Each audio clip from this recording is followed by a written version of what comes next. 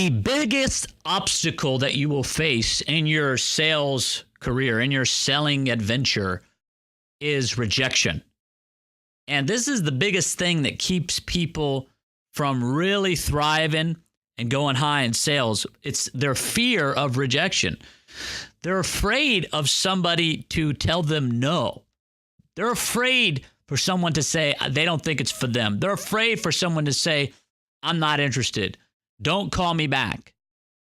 Well, how did this happen? Why is this such a big deal? Well, it all started when they were a kid. When they were a little kid, they got told no, no, no all the time. And they linked up that no is because they're doing something bad. And then so they got defeated.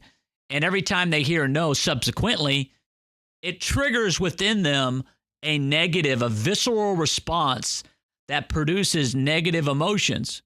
But here's the weird thing about rejection. What constitutes rejection? Do you have a litmus test for what constitutes you being rejected? How do you know you're rejected? And why do you give it that definition? Isn't your idea of rejection a personal one?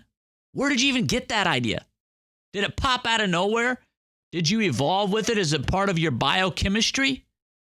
Or as a child, did you link up what rejection meant? Or when you were in school, you learned what rejection meant. So now as an adult, you trying to do something, you trying to make a sale, you've linked up that rejection means X, means blank. It's your definition of rejection. Well, why don't you just make it harder for you to be rejected? Maybe somebody has to punch you in the face in order for you to be rejected. Maybe you can get a new idea of what rejection means to you. But really, at the end of the day, what rejection is the failure to take responsibility, personal responsibility, for the outcome of the interaction. What do I mean by that? Well, I'm saying that whatever does or doesn't happen ultimately comes down to you. Let's say that you are cold calling someone. You cold call, they pick up the phone, you give them your little elevator pitch, and they hang up before you can even get your words out. Whose fault is it? Well, surely you'd say, how could it be my fault? They hung up. I didn't even give a chance for them to get to know me or my product or service. They just hung up. They were not interested. Or maybe they didn't even say that much. They just hang up. So now you're all rejected feeling. But the problem there is you're failing again to take personal responsibility for the outcome of that interaction. Let's look at this a few different ways. Let's say you had stopped in at that business. Let's say you stopped in and you said, hey, I'm going to be giving you a call later. Or, hey, I just want to introduce myself. Not trying to sell you anything, just want to introduce myself. My name is John with Janx Training Institute. We're a sales training company. That's it. Nothing more, nothing less. Hope you have a good day. Please let me know if you have any questions. Who's gonna not like that? Who's gonna take offense at that? Nobody's gonna take offense at that. So what you do is now you call the next day. You think he's gonna call and hang up? You think when your call goes through that he's gonna hang up in your face like that if you would have stopped in the first time? No.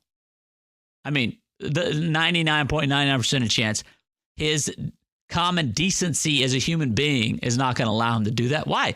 Because you guys have some sort of working relationship at that point. I know him. Let's suppose that you sent a guy a card. You looked on Facebook or LinkedIn, you found out his birthday, and before that call, you had wished him a happy birthday. You sent him a freaking card. You sent him some brownies. You think when you cold call him, it is a cold call. He didn't ask for the call. He wasn't expecting the call.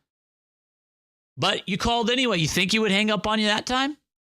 I don't think so. See, you not taking full responsibility leads to you feeling rejected. What you need to do is to up your personal responsibility and to say, oh, the guy hung up on me. What did I do wrong? You could conclude at that point that all cold calling is stupid. But is that true? No, because you could make a lot of sales like that because everybody's different. Everybody's personality is different. Maybe you've identified that prospect as somebody who could really benefit from your product or service. So what you do is you write them down. You put them in your tickler file. You put them in your CRM. And you say, I need to do something else with this guy. So I'm going to go and stop by that place. Let's say you're calling. He's not in the vicinity you're in. He's not in your city. So you're going to send him a card. You're going to send him a greeting card, birthday card. You're going to send him a gift certificate for Starbucks. Hey, let me take you out for a coffee. The only problem is I'm in Atlanta. You're in Dallas. Here's a Starbucks card. Let's have a quick phone call when you go and get your next coffee on me. We'll have a virtual coffee chat. You send it to the guy. You think he's going to hang up on you then? Probably not. You're changing your approach because you're a professional. You're taking it serious. You're about your money. You're trying to make your millions. While the other guy, what's he going to do? He's going to feel rejected, dejected, ejected. He's just going to be a total mess and a wreck because, oh, somebody hung up on me. Cold calling doesn't work. No, you don't work. You don't work enough. As I always say, you're not doing enough. When you get rejected, that is a signal. It's like your bat symbol to do more. And when you're creative, you will come up with different things to do. You could send the guy a beach ball saying, hey, let me blow up your business. You could send the guy a trash can, say, hey, stop throwing money in the garbage. There's a lot of things you could do, things that wouldn't cost you much money at all. I mean, you go down to a dollar store, get a beach ball, mail it, cost you $4. Do you think that would lead to a sale? I don't know. But I sure as hell know that's going to increase your odds of getting a sale.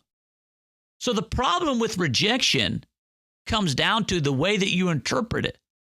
See, you probably have an easy way to be rejected. You have an easy rule for you to be rejected. It's just somebody telling you no. But you need a different rule for that. You need to make it really hard to be rejected. Maybe you need to make you getting punched in the face your new definition of rejection. In order for you to feel rejected, somebody's got to spit in my face in order for me to feel rejected. Maybe that's your new rule. I like you. Aren't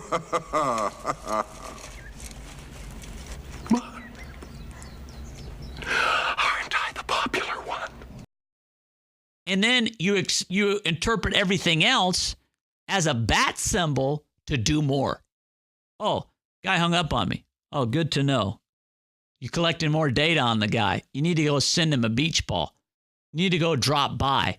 Just shake his hand. Hey, my name's Bob. I'm from Janx Training Institute. Called you the other day. The call didn't work out. Just wanted to shake your hand, let you know if there's anything in your sales training that you need to have. And got any questions? Feel free to give me a call. Here's my card. Shake the guy's hand. You leave out of there. Call him tomorrow on a cold call. You think he's going to hang up on you? The odds are very high that he's not going to hang up on you. You guys established a relationship right there. Now, it's not always necessary to do that, but on the times that happens, you don't interpret it as rejection. You interpret it as the bat symbol, your signal that you need to do more, that you need to come at this from a different angle with this individual. So your biggest challenge in sales just solved right there for you, buddy. I'm Aaron Janx. I'm here to help you, here to support you. Over and out.